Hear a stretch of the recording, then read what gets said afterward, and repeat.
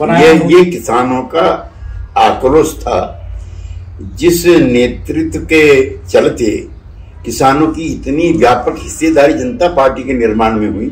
इनमें से बहुत सारी किसान जातियां कांग्रेस पार्टी के साथ थी, तो उनको बुरा लगा, वो अपमानित लगा। गांव से ग्रामीण महिलाओं की टोलियां गीत गाते हुए आती थी, चरण सिंह वीर रणधीर तेरा इस्तीफा किसने मांगा। तो वो एक जन आंदोलन पैदा हो गया। गांव गली मोहल्ले से औरतें, आदमी, और सबसे बड़ी बेईमानी की बात है अगर उसको किसी कास्ट से जोड़ते, सारे देश के लोग आए थे। जब जनता पार्टी के नेतृत्व को लगा इसके बगैर गुजारा नहीं है, तो उन्होंने वित्त मंत्री बनाया और डिप्टी प्राइम मिनिस्टर बनाया।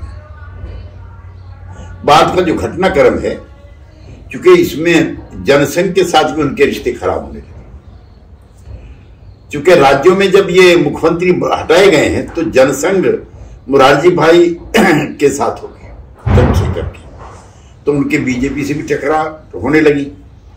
और जनता पार्टी का जो नेतृत्व था उसने राजनारायण जी की बड़ी भूमिका थी मुरारजी भाई को प्रधानमंत्री बनवाने। वो और सीबी गुप्ता दोनों लगे थे। चौधरी साहब जो थे वो बाद में तैयार हो गए थे, खैर वो मुरारजी भाई को बहुत पसंद नहीं करते थे, क्योंकि जो रूरल अप्रोच है भारतीय समाज की, उसके प्रति उनका दृष्टिकोण जो है अर्बनाइट था। उसके बाद फिर जनता पार्टी में फूट पड़ने लगी और गला काट प्रतियोगिता शुरू हो गई। राजनारायण जी और मधुली में जो समाजवादी नेता थे, उन्हें लगा इस दल में रहना अब हमारे लिए संभव नहीं है, उन्होंने इस्तीफे दिए। ये चौधरी साहब, मैं निकटस्थ गवाह हूं, चौधरी साहब इस योजना का हिस्सा नहीं थे। जो पहले इस्तीफे हुए हैं जनता पार्टी सांसदों के, वो सब सोशलिस्टों के थे, मधुली में और राजनारायण समर्थकों के, कर्पूरी ठाकुर समर्थकों के। चौधरी साहब ने तो सबसे बाद में इस्तीफा दिया, और जब इस्तीफा उनका हो गया तो जाहिर है कोई वैकल्पिक व्यवस्था बनती थी, तो उसमें चौधरी साहब ही बनते थे। नेता प्रतिपक्ष वाई चौहान थे, उनके लिए कांग्रेस पार्टी तैयार थी। लिहाजा ना चाहते हुए भी सब लोगों ने चौधरी साहब को बनाया, और फिर वही उनके साथ विश्वासघात हुआ। 1 साल भी उनको कार्यकाल पूरा नहीं करने दिया। उसमें कांग्रेस पार्टी की जो कुटिलता थी वो भी शामिल थी। वो इतिहास का एक दुर्भाग्यपूर्ण दौर है। राजनारायण जैसा जननेता, संघर्ष करने वाले नेता कभी कभी पैदा होते। उन्होंने इंदिरा गांधी को सीधे चुनाव में हराया, हाई कोर्ट में हराया, और चौधरी साहब के व्यक्तित्व के प्रचार प्रसार में राष्ट्रीय स्तर पर उनकी बड़ी भूमिका थी, समाजवादियों को जोड़ने में। इसके बाद चौधरी साहब की जो छवि है राष्ट्रीय स्तर पर और भी जुझारू और सोशलिस्ट टाइप बनी, उसका बड़ा श्रेय राजनारायण जी को जाता है। हमारी पार्टी में भी कुछ तत्व ऐसे थे जो उनके बढ़े हुए कद काठी को लेकर के अप्रसन्न रहते थे, और कुछ राजनारायण जी का अतिवाद भी था कई मामलों में। राजनारायण जी तो जिद्दी स्वभाव के थे ही थे, लेकिन इस चौधरी साहब के मामले में जिद्दी बनाने में चौधरी साहब के भी 1-2 लोगों की मैं नाम नहीं लेना चाहता, उनकी भूमिका थी उनको निकलवाने में। और फिर एक स्टेज ऐसी आती है कि राजनारायण जी और बनारस दास दोनों घोषणा कर देते हैं कि हम डीएमके बन रही है, उस समय मैं भी उससे चुनाव लड़ा था 84, हाँ, उसमें शामिल होना चाहते हैं, और वो शरारती तत्व इन दोनों को रोज इनका रास्ता रोक देते हैं, जबकि चौधरी साहब से वो बात करके गए थे और इतिहास में लिखा गया वो। और फिर वो गुस्से में कहते हैं ठीक है मैं चौधरी साहब से लड़ूंगा। लेकिन चौधरी साहब ने अपने सभी समर्थकों को बाकायदा हिदायत दी कि राजनारायण से चुनाव लड़ते समय किसी कटुता का नहीं होना चाहिए। तो इतिहास गवाह है कि कोई अप्रिय घटना उसमें नहीं।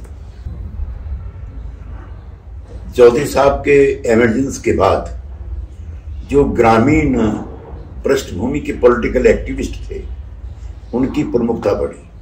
उत्तर प्रदेश कांग्रेस कमेटी पर कुछ अभिजात वर्गों का ही वर्चस्व था, उन्हीं को टिकट मिलते थे, वही मंत्रिमंडल में रहते थे। चौधरी साहब की तकरार भी जब हुई है कांग्रेस नेतृत्व से, तो एक कुर्मी और एक यादव जी, जहां पे 3 लाख यादव है वहां भी गैर यादव कम्युनिटी का भी चुनाव लड़ रहा है।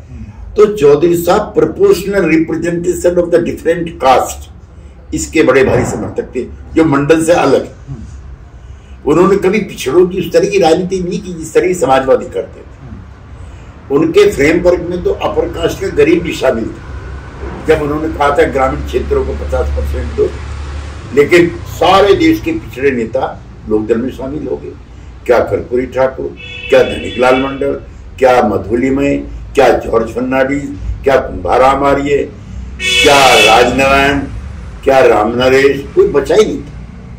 तो पिछड़ों की पार्टी घोषित हो गई थी। भी चौधरी साहब के आसपास का एक तबका था जो देवीलाल को हरियाणा में अपदस्थ करने में लगा था। चौधरी देवीलाल हरियाणा की अस्मिता के, हरियाणा के निर्माण के प्रतीक थे।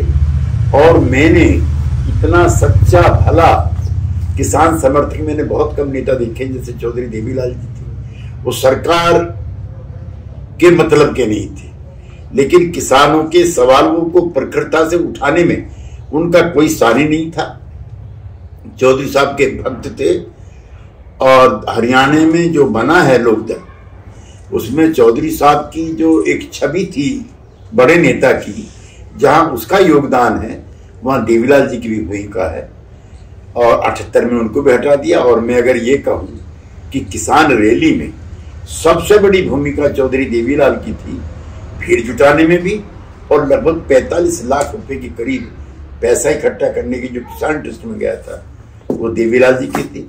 बाद में दुर्भाग्यपूर्ण तरीके से दोनों का टकराव हुआ और नौबत यहां तक आ गई कि सोनीपत के एक उपचुनाव में किताब सिंह मलिक नाम के एक विधायक को खड़ा करके देवीलाल को हरवाने में हम लोग कामयाब हो गए। रोहतक में सोनीपत से कुछ लोगों ने सुझाव दिया था जी।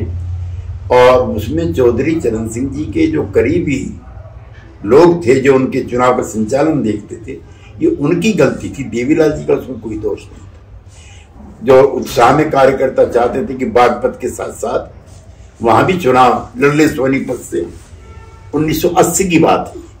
लेकिन देवीलाल जी की इसमें कोई भूमिका, देवीलाल जी तो हट चुके थे 80 में, भजन लाल थे मुख्यमंत्री। 71 की बात कर रहे हैं जी।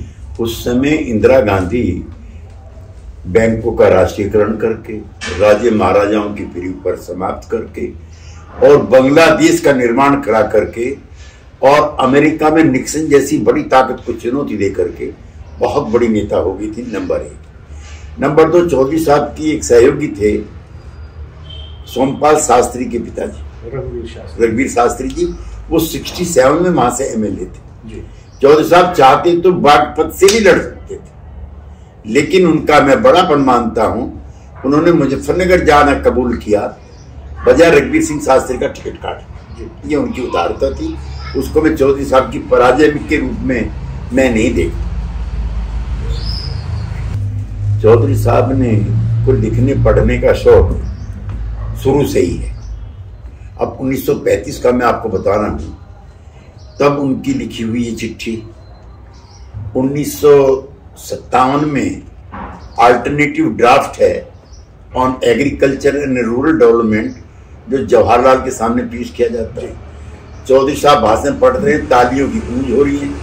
और कांग्रेस के इतिहास में ऐसा नहीं हुआ है कि प्रस्ताव के खिलाफ लोग इकट्ठे हो गए। ये चौधरी साहब की विजय थी। और छोटी छोटी बातों में उन्होंने तो शिष्टाचार की भी किताब लिखी और इकोनॉमिक नाइट। एक चीज मैं आपसे कहना चाहता हूं, बुनियाद जो है, चौधरी साहब कट्टर गांधीवादी थे। जवाहरलाल का तो फ्रीडम मूवमेंट में भी उनसे एक दुराव हो गया था। गांधी कुछ लोगों की मजबूरी के नेता थे, कुछ की इच्छाओं के नेता थे। तो चौधरी साहब की इच्छाओं के नेता थे और जवाहरलाल नेहरू की मजबूरी के नेता थे। ये फर्क था। तो लिखते भी थे, जाति व्यवस्था पर लिखा, कास्ट कौन, ये उन्होंने लिखा। इकोनॉमिक नाइटमेयर पर उन्होंने लिखा। कोई चीज छोड़ी नहीं है जिस पर उन्होंने ना लिखा हो। और वो समय निकालते थे, ये अद्भुत।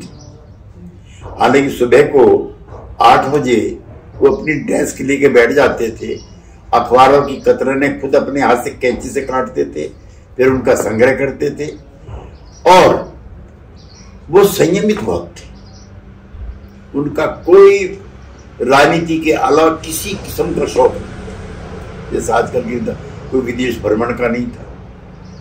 अगर मेरी याददाश्त ठीक है तो 1-2 बार ही उनका विदेश का दौरा हुआ है, और नियमित अपने घर में, ना कोई पार्टी ना कोई होटल। शायद उन्होंने कभी जिंदगी में 5 स्टार होटल में खाना खाया।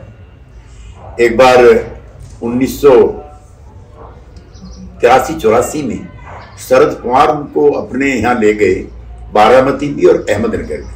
उस समय एक और किसान नेता एमर्ज हुए थे, शरद जोशी, उनके यहाँ कार्यक्रम था। तो ताज होटल के बॉल रूम में उसने शरद पवार ने कोई मीटिंग रखी। तो जोशी बहुत छोटे थे, भैया होटल में रखने क्या जरूरत है, ये बॉल रूम क्या चीज है। हालांकि वहां पे काफी सक्सेसफुल मीटिंग हुई, शरद पवार जी गांव में गए, फिर बहुत। लेकिन जो अहमदनगर की किसान रैली में जो भाषण था, वही ताज होटल के बालरूम में भाषण था। ये चौधरी चरण सिंह की विशेषता थी। देखिए, वो जो कांग्रेस नेतृत्व का जो रूढ़िवादी नेतृत्व था, पूंजीवादी नेतृत्व था, सामंती नेतृत्व था, आपकी जानकारी के जो लैंड रिफॉर्म यूपी में हुए हैं, उसमें भूमिहीन किसानों को एक नारा था, जो जमीन को ज्योति बोए वो जमीन का मालिक है। तो ऊंचे पैमाने पर जो लैंडलेस पीजेंट थे और कल्टीवेटर थे, पुलिस की मदद से उनको मालिक बनाया। ये इतिहास में, भारत के इतिहास में तो पहली घटना है। तो उन गरीब गुरबा लोगों का, जो पीजेंट से ज्यादातर वास्ता रखते थे और पिछड़ी जातियों से, उनके वो निर्विवाद नेता के रूप में एमर्ज हुए थे। वो उनके लिए वोट भी करते थे। एक तो जो निहित स्वार्थ के, जो बल्कि मैं अगर ये कहूं कि जो कास्टिस्ट लोग थे, उन्होंने चौधरी साहब को कास्टिस्ट छवि बनाने का उन लोगों ने प्रयास किया। ये सही है कि जो कुछ जाति समूहों की जो उस समय आधिपत्य था राजनीति में, चौधरी चरण सिंह ने उसको तोड़ने का काम किया। हमको छिपाना नहीं चाहिए। मीडिया भी वैसे इंटरेस्ट का है। चौधरी साहब जो लिखते थे, पढ़ते थे, बोलते थे, वो मीडिया की सुर्खियां नहीं थी। एक बार लोकदल के दफ्तर में प्रेस कॉन्फ्रेंस हो रही थी। चौधरी साहब वाज 80+ प्राइम मिनिस्टर रह चुके थे। कायदा ये, चौधरी साहब जाते हैं तो खड़े होकर के प्रेस वालों का अभिवादन करना चाहिए। कोई खड़ा भी नहीं हुआ प्रेस वाला। चौधरी साहब ने प्रेस कॉन्फ्रेंस कैंसिल कर दी। ये कंटेंट था मीडिया का चौधरी साहब के लिए। क्यों होना चाहिए भाई?